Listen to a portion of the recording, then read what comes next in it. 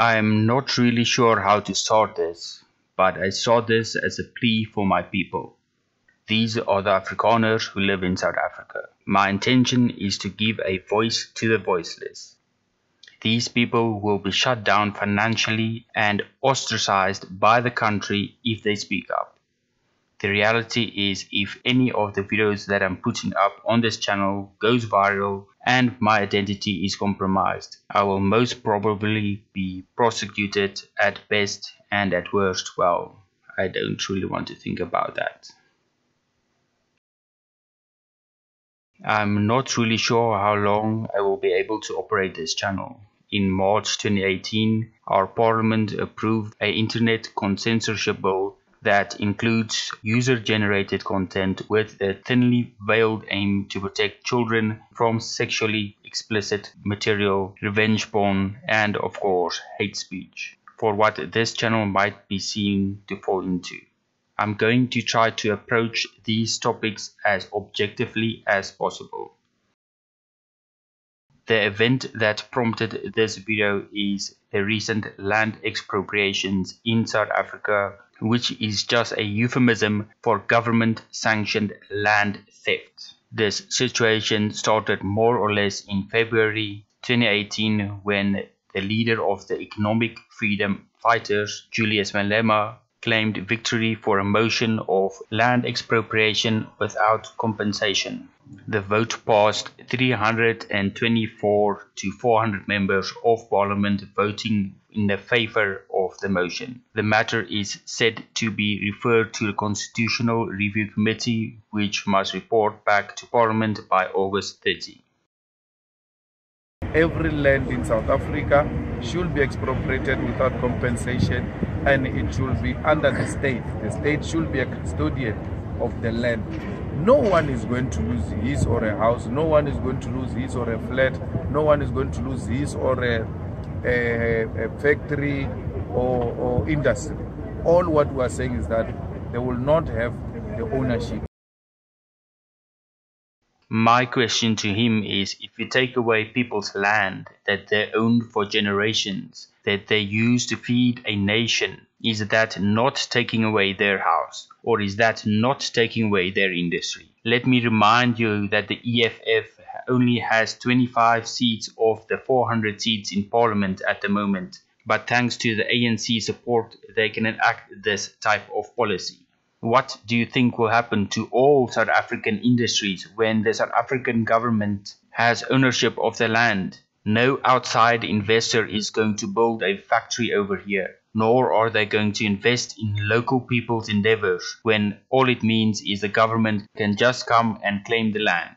This will be a huge detriment to the country's economy. Do I really need to remind you what happened in Zimbabwe, where Zimbabwe is currently clinging to life by issuing bond notes directly connected to the US dollar, where Zimbabwe is currently begging the farmers to come back that they threw out?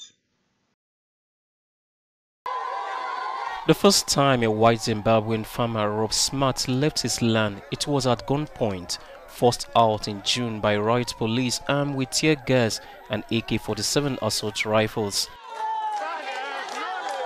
Smart returned on Thursday to ululations and tears of joy from former workers and their families who were also kicked out. Zimbabwe just started printing its own currency again. For the last 7 years or 8 years, they haven't had their own currency. They trade in foreign currencies because their own collapsed so dramatically. They printed, hundreds, then thousand Zimbabwe dollar bills, then 10,000, then 100,000, then 1 million, then 10 million, 1 billion, 10 billion, 1 trillion. When you're printing $1 trillion bill, you have a problem. Jesse Durate, Deputy Secretary General of the ANC, said that the land reform policies won't be another Zimbabwe and that land reform will be conducted in an orderly manner. It is now early March and the land expropriation has already started, months before the review committee's report. So if you think that a random people is just not going to take random pieces of land, you are surely mistaken. Now, in our leading story, a land grab is currently taking place in Olivenotbosch near Centurion. We understand this has been going on for the last 3 days.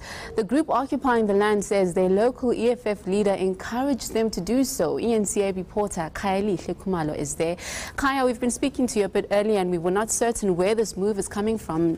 Can you confirm for us that it was indeed the EFF who instructed these community members to take the land?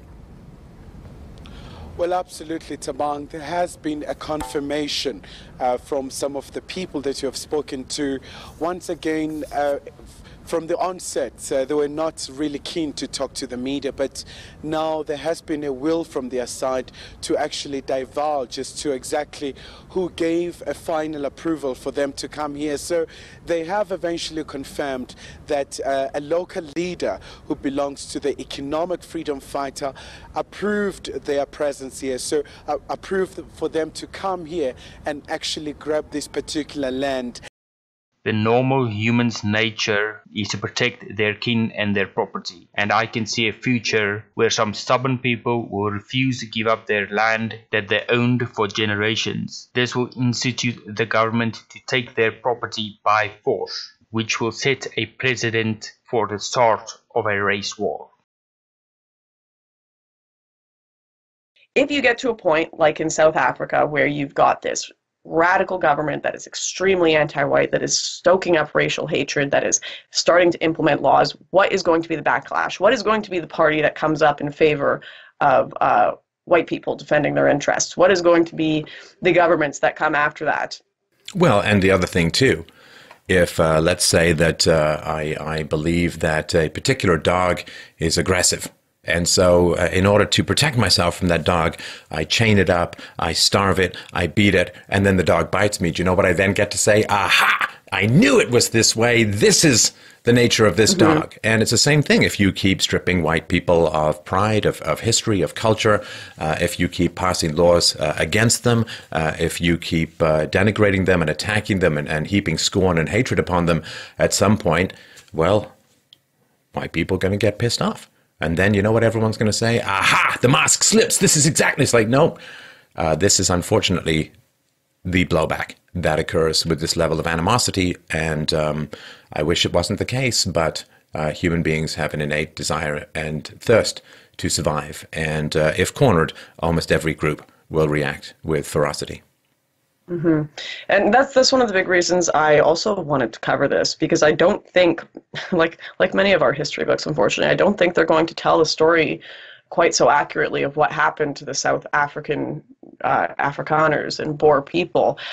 They may say, if the whites decide to defend their land, that they were the violent dog that bit back, as you've said, but I want their stories to be documented, the truth of what happened to be documented, and not for it to be this skewed story of whites were violent. No, they were attacked for so long.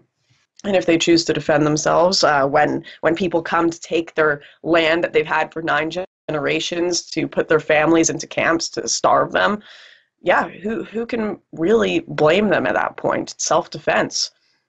But I don't think the truth of it will be told quite like that.